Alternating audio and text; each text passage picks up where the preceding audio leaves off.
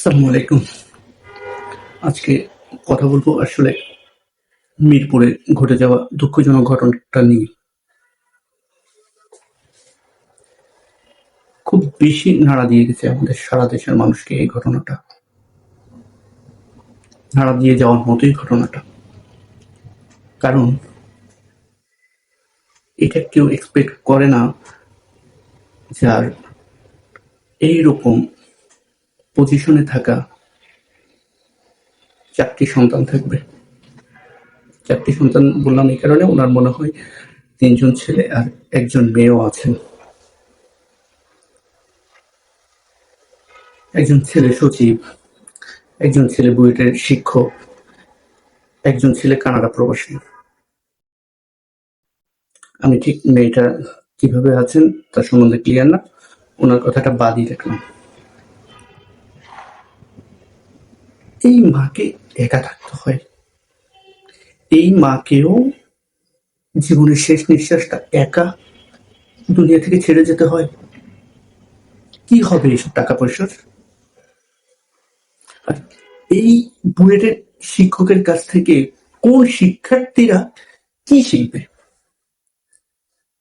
আপনারাই বলুন, ওনার থেকে কি অ্যাকচুয়ালি কিছু শেখার আছে?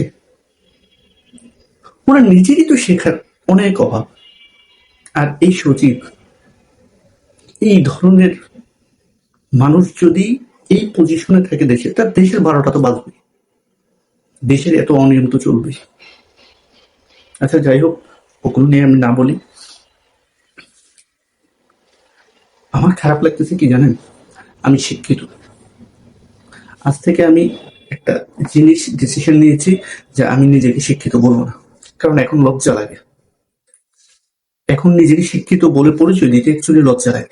কারণ আপনারা দেখেন, যত ধরনের এই যে সন্তান বাবাকে মারা, সন্তান বাবাকে মাকে বৃদ্ধাশ্রমে দেওয়া, বা সন্তানের হাতে বাবা মা কিলিং হওয়া, এই ধরনের যেসব আপত্তিজনক যেসব কথাগুলো আমরা শুনি না, আপনারা একটু অন্যভাবে নেবেন না আমার কথাটা প্লিজ। আপনারা একটু দেখেন যাচাই করে, এই ধরনের বিষয়গুলো বেশিরভাগ সময় আমরা যেটাকে আপার ক্লাস বলি, শিক্ষিত বলি, সেই ধরনের সমাজেই এই বিষয়গুলি, সেই ধরনের পরিবারে এই বিষয়গুলি বেশি ঘটে। তাহলে কিভাবে নিজেকে পরিচয় দিই যে আমিও শিক্ষিত? কারণ আমারও তো বাবা মা আছে। আমি আজ থেকে আমার বাবা মায়ের দিকে আমি তাকাইতে পারবো না, আমি তাকাইতে পারবো না, কারণ আমার সেই তাকানোর সাহসটা নাই।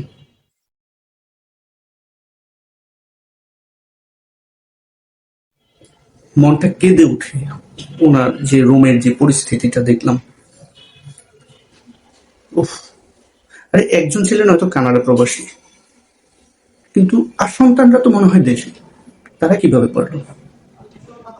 তাই আজ থেকে বলেছি, আমি শিক্ষিত না, আমি দিনমজুর। এই পরিচয়টাই আমি দিব। কারণ আপনারা দেখেন, কোনো দিনমজুরের মা কোনো বৃদ্ধাশ্রমে যায় না, কোনো খেটে খাওয়া মানুষের বাবা মা বৃদ্ধাশ্রমে আমি দেখি না। আমি কোনো আর কি দিন এনে দিন খায় রিক্সা চালক, ভ্যান চালক, তাদের বাবা মাকে আমি কখনোই কোনো বৃদ্ধাশ্রমে দেখি না। তাদের কাছে আমি মনে করি আমাদের শেখার আছে। কারণ তারা সবসময় ফোকাস রাখে কি জানেন, যে বাবা মায়ের সেবা করলে বেহেশত মেলে, বাবা মায়ের সেবা করলে আল্লাহ মেলে। তাহলে তো আমি মনে করি প্রপার শিক্ষিত ওরাই। আমরা কিসে শিক্ষিত? কিসে শিক্ষিত? ওরাই আমাদের সম্মানের জায়গা, ওরাই প্রকৃতি শিক্ষিত, ওইটাই শিক্ষা। আপনি চিন্তা করে দেখেন, যে মায়ের এই ধরনের 4 জন সন্তান থাকে, হয়তো ওই মা কত গর্ব করে গল্প করতেন তার এই সন্তানদের কথা, তার আশেপাশের আত্মীয় স্বজন বা কাছের মানুষদের কাছে। হয়তো বা কাছের মানুষগুলো ওই মাকে একজন রত্নগর্ভ বলতেন। কারণ যার ছেলে সচিব হয়, যার ছেলে বুয়েটে একজন শিক্ষক হয়, যার ছেলে কানাডা প্রবাসী, যে এই ধরনের একটা ফ্যামিলিকে, ওই মাকে তো রত্নগর্ভই বলবে মানুষ। অ্যাকচুয়ালি কি রত্নগর্ভা হতে পেরেছেন উনি? আমার মনে হয় না। উনি উনি দুর্ভাগা, উনি আসলে রত্নগর্ভা না। আসলে রত্নগর্ভা সেই মা যার সন্তান সেই বয়সে বাবা মাকে তার উপযুক্ত সম্মান দিয়ে মাথা তাজ করে শেষ পর্যন্ত মৃত্যু পর্যন্ত তাকে দেখভাল করতে পেরেছে, আমি বলবো রত্নঘর বা ওই মা। আর ওই সন্তানই শিক্ষিত। কে বলেছে ও জানে না? কে বলেছে ও শিক্ষিত না? ওই শিক্ষিত, আমরাই অশিক্ষিত। শুনলাম কুমিল্লাতে হয়তো বা কোনো ওনাদের বিরুদ্ধে কোনো আইনি পদক্ষেপ নেওয়া হয়েছে, জানি না সত্য মিথ্যা এটা কতটুকু, কিন্তু নিউজটা দেখে খুব ভালো লেগেছে। ওনাকে মনে হয় ট্রান্সফার করা হয়েছে, ওই যে সচিব যে ছেলেকে, এই ছেলেকে মনে হয় ট্রান্সফার করা হয়েছে। আর সেই সাথে আমি আশা করবো তার অন্য সব সন্তানদের দৃষ্টান্তমূলক শাস্তি দেওয়া, দৃষ্টান্তমূলক। কারণ এই ধরনের কাজ যেন অন্য কোনো ফ্যামিলিতে কোনো সন্তান করার সাহস না পায়।